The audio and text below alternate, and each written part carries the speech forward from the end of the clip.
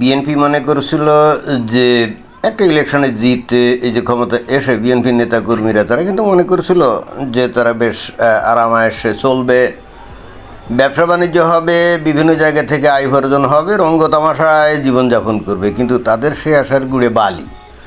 কারণ হচ্ছে এই ইউনূস সাহেব অর্থাৎ ওই যে ডক্টর মোহাম্মদ ইউনূস যে 1.5 বছর ক্ষমতায় থাকছিল, এই 1.5 বছরে বাংলাদেশের এমন ভয়ঙ্কর সর্বনাশ করছে, এটা যে খালি অর্থনৈতিক, ব্যবসা বাণিজ্যিক বা চাকুরিগত ক্ষেত্রে, কর্মসংস্থানের ক্ষেত্রে তা না, বাংলাদেশের একটা গোটা জেনারেশনকে পুরো ধ্বংস করে দিয়ে গেছে। যাদের কোনো নীতি নাই, নৈতিকতা নাই, যাদের কোনো চিন্তা নাই, যাদের কোনো ভাবনা নাই, এবং যারা মনে করে যে মব কালচার হলো বেস্ট সিস্টেম, যেটা দিয়ে তারা যা ইচ্ছা খুশি করতে পারে, যখন যা ইচ্ছা খুশি কিছু পোলাপান জড়ো হয়ে ব্যাস তারা মন চাইলে যেখানে ইচ্ছে খুশি আক্রমণ করতে পারে, যা ইচ্ছে খুশি করতে পারে। মানে তাদের মধ্যে ন্যূনতম নীতি নৈতিকতা এগুলো কোনো কিছুই নাই। এবং তারই যে ফলশ্রুতি, যে ঢাকা সিএমএম কোর্টের হাজতখানায় শিক্ষার্থীরা এই যে হামলা চালিয়েছে, এবং আমরা এখানে দেখতে পাচ্ছি যে সেখানে, আমি ঠিক জানি না যে এখানে হাজতখানায় মনে হয় যে ওই কিছু শিক্ষার্থী কোনো জায়গায় হুজ্জতি গ্যাঞ্জাম করেছিল, তাদেরকে ধরে আনছে, মনে হয় যে তাদের বিরুদ্ধে কেস কারবার হয়েছে কোর্টে, এখন তাদের ধরে আনছে আসামি। তো হাজতখানায় তো তাদের রাখবে, তাই না? তো স্বাভাবিকভাবে তখন কি হয়েছে, তখন এই পোলাপাইন, কলেজের পোলাপাইন বা লেখাপড়াটা যারা আদৌ করে না, আর কলেজে যেগুলো আছে তারাও তো লেখাপড়া করে না, মানে আদৌ তো লেখাপড়াটা নাই।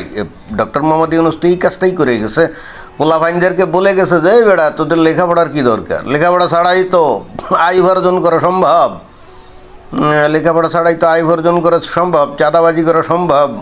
এবং যেমন ওই যে 2 দিন আগে দেখলাম যে চিটাগাংয়ে কোন একটা বিজনেস অফিসে, সেখানে এরকম এই কলেজের পোলাপাইন এরকম 18, 19, 20, 21, 22 এরকম এই বয়সের কতগুলো পোলাপাইন 8-10 জন দেখলাম যে ওই দেশীয় অস্ত্র হাতে নিয়ে তারপরে সেই ব্যবসা প্রতিষ্ঠানে গিয়ে একেবারে দেদারসে ভাঙচুর মানে করছে।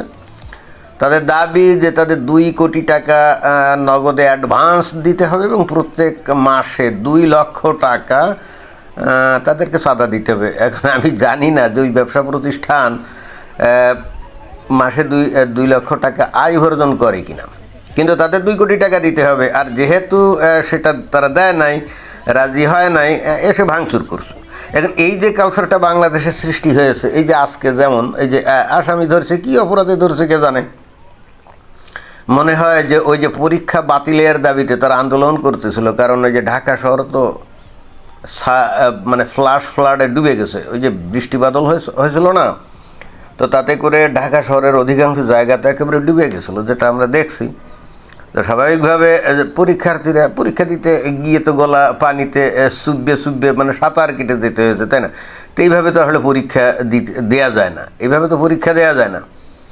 কিন্তু ওই সরকারের যে শিক্ষামন্ত্রী এহসানুল হক মিলন, যা ছেলেফেলে কিন্তু আমেরিকাতে পড়াশুনো করে, হয়তো পড়াশুনো শেষ করে ফেলছে কিনা কে জানে। হ্যাঁ, তার ছেলেফেলে তো আর বাংলাদেশে লেখাপড়া করে না, তাদের তো আর ওই এরকম এখন খাল কেন বলছি, খাল নদী, অর্থাৎ ঢাকা শহরের রাস্তাঘাট তো খাল নদী হয়ে গেছিলো, তো সাঁতার কেটে চলাচল করতে হচ্ছিলো, তাই না? তো এহসানুল হক মিলনের ছেলেফেলে তারা তো আর নদী সাগর পাড়ি মানে নদী আর খাল পাড়ি দিয়ে তো আর পরীক্ষা দিতে যাওয়া লাগে নাই। তো এই কথাগুলো কিন্তু উঠছে, এই পোলাপানগুলো বলছে যে আমরা এই যে এই পানিতে ভিজে ডুবে সাঁতার কেটে কি আমরা পরীক্ষা দেবো নাকি ভিজা কাপড়ে পরীক্ষা, অতএব কয়টা সাবজেক্ট জানি বলছিল যে এগুলো কি মানে স্থগিত করা হোক, এগুলো পরে নেওয়া হোক। কিন্তু সরকার চিন্তা করছে কেন, তাদের কথা আমরা শুনবো, কিন্তু এরা বুঝে নাই যে ইন দি মিন টাইম এই পোলাপাইনগুলোর মাথা নষ্ট করে দিয়ে গেছে মোহাম্মদ ইউনূস। এরা এখন যা বলবে সেটাই শুনতে হবে, আর কোনো অজুহাত যদি থাকে বৈধ তাহলে তার কোনো কথাই নেই। তাদের দাবিটাও কিন্তু লিগ্যাল ছিল। আসলেই তো ঢাকা শহরেই তো সবচেয়ে বেশি ছাত্রছাত্রী সেখানে বাস করে এবং পরীক্ষা দেয়, তাই না? তো তারা তো আর ওই পানিতে সাঁতার কেটে তো আর পরীক্ষা দিতে যেতে পারে না, পরীক্ষা খুব ইজিলি কিন্তু স্থগিত করতে পারতো। কিন্তু সরকার চিন্তা করছে আমরা এখন দণ্ডমুণ্ডের কর্তা, আমাদের হাতে এখন পুলিশ এবং মিলিটারি, অর্থাৎ ছাত্রছাত্রীরা বললো আর আমরা সেটা শুনবো নাকি। কিন্তু তারা তো বুঝে নাই যে এই ছাত্রছাত্রী সেই আগের ছাত্রছাত্রী না, মানে অতীতে যে ছাত্রছাত্রী যাদেরকে কথা বললে কথা শুনতো, যাদেরকে হুমকি দামকি দিলে ভয় পেতে চলে যেত, এগুলো তো তা না। এই গত 2 বছরে এরা তো এমন হয়ে গেছে, মানে পুরো উচ্ছৃঙ্খল। এদেরকে এখন তো আপনি কোনোভাবেই কোনো কিছু দিয়ে আপনি থামাতে পারবেন না, গুলি দিবেন ব্যাস শুরু হয়ে যাবে। এদের অনেকের ক্ষেত্রে দেখা যায় যে মৃত্যু ভয়ও নেই। আমরা 2024 সালেও কিন্তু এরকম দেখছি, এবং অনেকে বলছে এই পোলাপান নাকি প্রচণ্ড রকম ড্রাগ এডিক্ট, এবং ড্রাগ এডিক্ট বলেই নাকি তাদের নাকি মৃত্যু ভয় না। ওই যে সামনে দাঁড়িয়ে ওই যে আবু সাইদ, ওই যে 2024 সালে ওই যে পুলিশের সামনে দাঁড়ায়, বুকচিতায় দাঁড়ায় বলতেছিল না গুলি করো গুলি করো। এটাই তো খুব ইন্টারেস্টিং। তারা কোটা বিরোধী আন্দোলন করছিল, তাই না? তো কোটা বিরোধী আন্দোলন করলে ওর গুলি দিয়ে মারলে ওর কী লাভ? ও তো মরে গেল। তো তারপরে ও কি কোনো চাকরি বাকরি করতে পারবে নাকি? তো তাহলে ও ওই ইয়াং বয়সে যে নাকি কেবলমাত্র হয়তো মাস্টার্স কমপ্লিট করছে বা পড়ে, তো সে কেন বুকচিতে দাঁড়ায়? এটা তো মাথা ঠিক থাকলে তো দাঁড়ানোর কথা না। বাঁচতে কিনা সে একদম ভিখারি, যার হাত নাই পা নাই, গোড়ায় গোড়ায় রাস্তা দিয়ে যায়, তাই না? তারপরেও ভিক্ষা করে বাঁচতে চায়। পৃথিবীতে মানুষ তো আসলে মরতে চায় না, কিন্তু যখন দেখা যাবে যে কোনো একটা গোষ্ঠীর লোকজন মৃত্যুকে আহ্বান করে, মৃত্যুর কূপে ঝাঁপ দিতে চায় ইচ্ছাকৃতভাবে, বুঝতে হবে তার মস্তিষ্ক ঠিক নেই, তার মানসিকতা ঠিক নেই, তাই না? তো এই পোলাপানগুলো এগুলো স্কুলে পড়ুক আর কলেজে পড়ুক আর যতই ধর্মোন্মাদ হোক, এরা আবার ভিতরে ভিতরে ভয়ঙ্কর ধর্মোন্মাদ। কি অদ্ভুত একটা প্রজাতি হয়ে গেছে বাংলাদেশের এই ছেলেপেলেগুলা। এমনি কিন্তু প্রচণ্ড ধর্মোন্মাদ, অন্যদিকে পড়াশুনো করে না, অন্যদিকে আবার এদেরকে লাই দিয়ে গেছে কে? ওই ডক্টর মোহাম্মদ ইউনূস। তাদেরকে বলছে তোরাই এই দেশের দণ্ডমুণ্ডের কর্তা, তোরা যা বলবি এটাই হবে, তোরা যেমন ইচ্ছা খুশি চাঁদাবাজি করবি, কেউ তোদেরকে কিছু বলতে পারবে না। যদি কিছু বলে তোরা দল বেঁধে সেখানে গিয়ে হামলা চালাবি, মাফ করবি, তোদেরকে কে কী বলবে? এবং বাস্তবে কিন্তু আমরা দেখতেছিও। এখন কী অপরাধে কয়েকজনকে এই হাজতে আনছিল আমি অবশ্য দেখি নাই, বাট এখানে এই যে ছেলে পেলে ঠিকই গিয়ে যে হামলা চালাচ্ছে। এবং ইন্টারেস্টিং ব্যাপার, পুলিশ কিন্তু একেবারে কাছুমাছু তাদের সামনে কোনো রকম টুটা শব্দ নাই, মানে অনেকটা অপরাধীর মতো অবস্থা, তাই না? এই হলো বাংলাদেশের বর্তমানের পরিস্থিতি। এই পুলিশকে কিন্তু এখন কেউ ভয় করে না, এবং পুলিশও সাহস পায় না। সেদিন তো দেখলাম যে বরিশালের কোন একটা উপজেলাতে থানার মধ্যে ঢুকে বিএনপির পোলাপাইন পুলিশের ওসিকে পিটিয়েছে, তাই না? আওয়ামী লীগের আমলে এই পুলিশের ওসিকে দেখতাম কি দব্রপসে শাসন করতো, মুঘল বাদশার মতো তাদের মানে চাল চলন ছিল, তাদের এগেনস্টে কোনো কথা বলা যেত না। সে কি এক ভয়ঙ্কর অবস্থা। ওইগুলো দেখে আমার খারাপ লাগতো যে পুলিশ এই ধরনের উদ্ধত আচরণ করে কেন। সেই দিক দিয়ে দেখলে এখন যে কাছুমাছু করে এটা দেখলে ভালোই লাগে, কিন্তু এন্ড অফ দ্য ডে এটা তো কোনো ভালো পরিস্থিতি না। পোলাপানগুলো যদি ভদ্রসভ্য হতো, সুশৃঙ্খল হতো, তাহলে তো কোনো কথা ছিল না। এবং ইন্টারেস্টিং ব্যাপার হলো ইন দি মিন টাইম মনে হয় যে ওই পরীক্ষাগুলো স্থগিত করাও হয়েছে। তো তাই যদি হয় তাহলে এখন এই যে ভাঙচুর, কিন্তু পোলাপানগুলোর আটক কী বা করলো কী জন্যে? তো আটক যখন করছে তখন কি বোঝে নাই যে এই পোলাপান ওখানে থামবে না? আর সবচেয়ে বড় ব্যাপার হলো এরা লেখাপড়াটা না করেই কোনো পরীক্ষা টরীক্ষা না দিয়ে কিন্তু পাশ করতে চায়। কী অদ্ভুত ব্যাপার, তাই না? লেখাপড়া কিছুই জানে না, করেও না, করার আগ্রহ নাই, জানার কোনো ইচ্ছাও নাই, কিন্তু পরীক্ষা পাশ করতে হবে, এটা তো বুঝলাম না।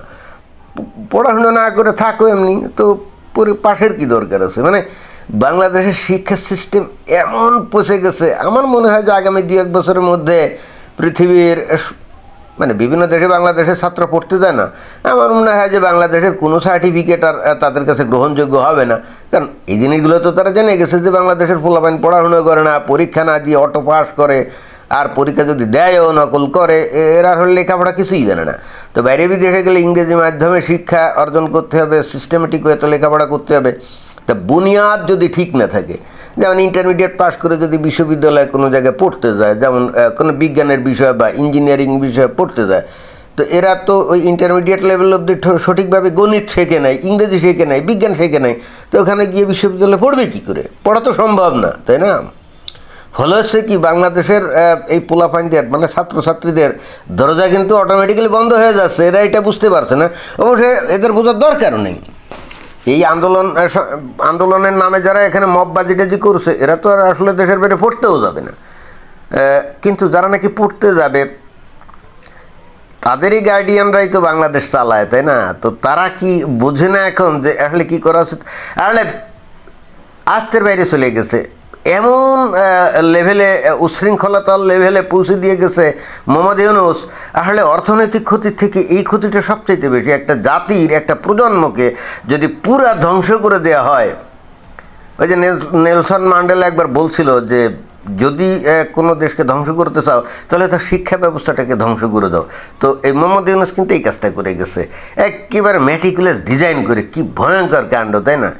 এই একটা লোক এই গোটা দেশটাকে একেবারে সুন্দরভাবে ধ্বংস করে দিয়ে গেল, এদেশের লোকজন কিছুই বলল না।